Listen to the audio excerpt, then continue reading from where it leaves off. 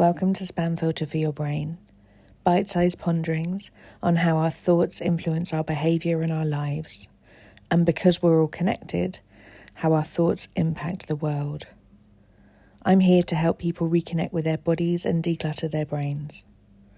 And I don't believe that we should just magically know how our emotions and our thoughts impact our lives if no one ever teaches us. So let's learn this stuff together. I wonder how many times you do something because you think you should, rather than because you actually want to. This is something that I find especially comes up around family, but also comes up around friends and sometimes around work as well. And this week, I just want to speak a little bit about how you might be able to change that and some of the ways that you might want to look at reframing things in your head so that you can just end up doing more things that you want to and that you choose to, rather than getting caught in that obligation, trap, burnout cycle. Quite often, one of the reasons why we end up doing absolutely everything is because we want everything to be all right. We want everyone to feel fine and we don't want to cause any problems. But the problem with using that as your logic is that you've completely forgotten that you're also a person and it's not fine for you. And you're not checking in with yourself or including your needs into the picture. When we look at trying to create peace for everybody, if we're not including ourselves in that picture, it's not everybody. And so, a really simple way to get straight to the heart of the matter on this is just noticing where you say, I have to, I must, I should. Notice these obligation languages and how they sit in your body. And just try, as a little reframe for yourself, switching out that word for choose. I choose to. I choose to do this. Notice where it could be coming up for you that you might be thinking, I don't want to actually, but I don't want to feel pressured to. And quite often we can think that that pressure comes externally from other people and the way that they speak to us. But actually, more often than not, a lot of that pressure comes from ourselves, how we would speak to ourselves if we didn't do that thing, the kind of things that we would say to ourselves if we tell ourselves we're not reliable, or we've made somebody else feel bad, or we should have done something that someone else wanted us to. Just check in with yourself about this kind of language and notice, oh, actually, that pressure that I'm trying to avoid is actually coming internally. And wild notion, and this is something we go into a lot in self-care school, quite often when you're worried about what someone else might be pressuring you to do. So if you say that someone else is going to make you feel bad if you don't go to that party, for example, that only resonates with you. It only hits hard if that's something that you are already saying to yourself. So if you've been going, I really should do it, and then someone else comes along and goes, you really should do it, that's probably going to be a bit like pressing on a bruise. But if it's something that you don't agree with, then you probably wouldn't feel that pressure at all. Can you think of something that you absolutely wouldn't want to go to? Maybe think of a political party that you don't align with whatsoever.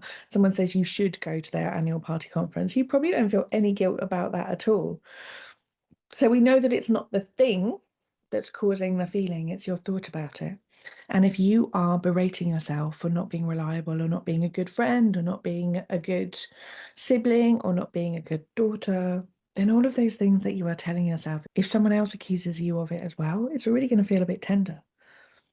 So the way that we can get around this is actually learn how to speak more kindly to ourselves, learn how to check in with ourselves, and just learn a bit more about what we want to do so that we're not landing ourselves in burnout, trying to meet everybody else's imagined perceptions as to how we should be and what we should be spending our time doing.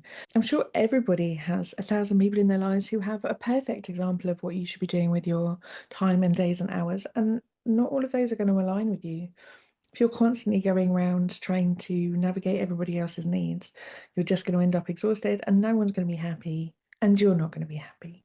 So this week's little hack into over obligation, saying yes to too many things, going places that you don't want to do is, are you going because you want to, or are you going because you want to try and manage other people's emotions?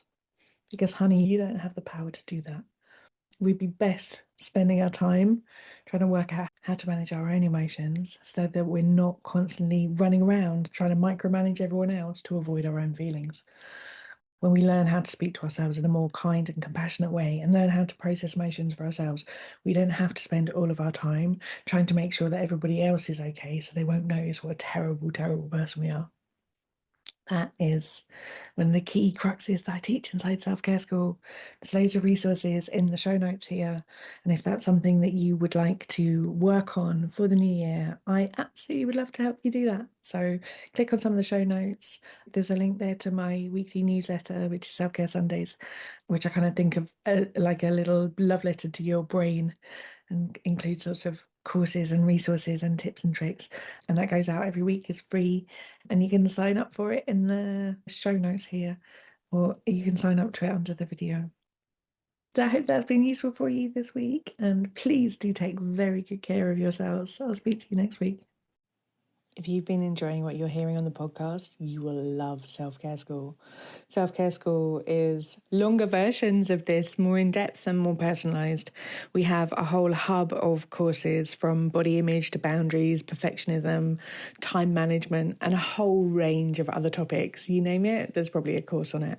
But most importantly, we also have a weekly group coaching call where you get to apply this stuff to your everyday life and get support to try and untangle your own story from some of the emotions that you might not be enjoying in your life. If you would like to learn how to apply this work to your specific situation and to be building a life of your dreams, I would love to see you inside. Do pop over to selfcareschool.co.uk.